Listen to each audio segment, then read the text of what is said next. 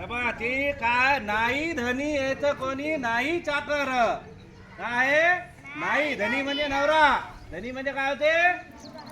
नवरा नाही धनी येत कोणी नाही चाकर किती अडकतात ते बरोबर लक्षात ठेवायचं परत म्हणा एकदा रिपीट